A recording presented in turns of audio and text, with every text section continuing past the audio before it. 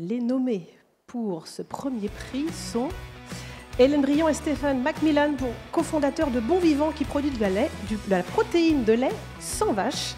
Jean-Marc Perrat pour InHeart qui conçoit des jumeaux numériques du cœur et bientôt de tout le corps humain. Et Axel Reynaud de Net Zero, spécialisé dans la séquestration de long terme du carbone atmosphérique en zone tropicale. Donc des secteurs très différents. Et le nom du lauréat est... Eh bien, c'est Hélène Briand et Stéphane Macmillan pour Bon Vivant. Bravo à eux. Vous en prie, vous pouvez me rejoindre ici. On se met tous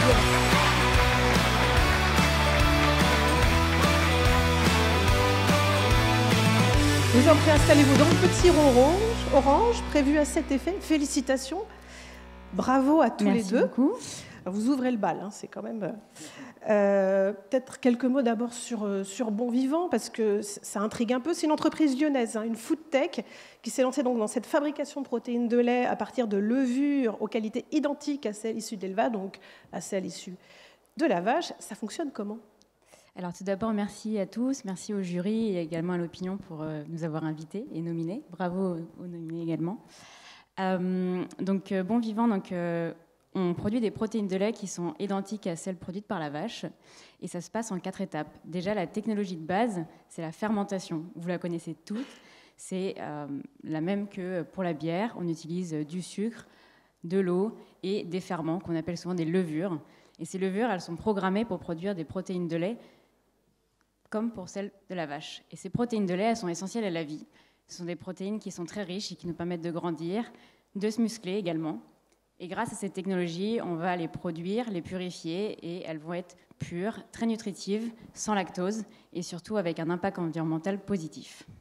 Alors justement, est-ce que vous pouvez nous en dire un petit peu plus sur cet impact, sur les bénéfices concrètement de votre solution pour l'homme et puis pour la planète, bien sûr ? Alors, les protéines de lait, on les utilise tout le temps dans notre alimentation, du plus jeune âge jusqu'à l'adulte. Et elles sont très riches. Ce sont les protéines les plus nutritives, les plus digestibles. Parfois, on les digère mal également, mais elles sont quand même importantes. Et donc, nous, on est capable de les produire à 90% pures. Et d'un point de vue environnemental, elles sont très positives puisqu'elles permettent de réduire l'utilisation en eau de 80% versus un élevage conventionnel.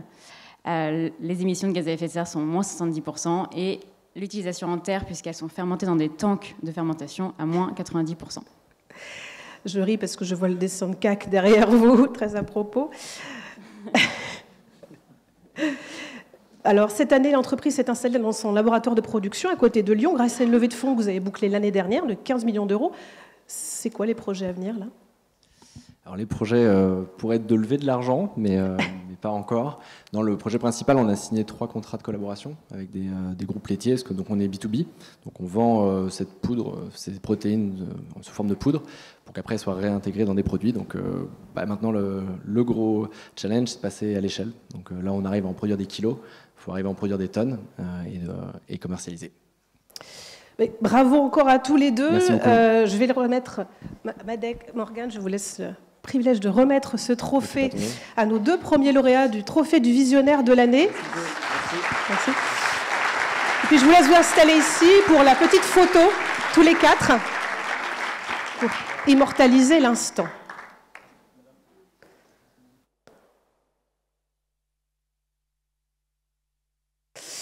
Bravo, bravo à tous les 4 finalement.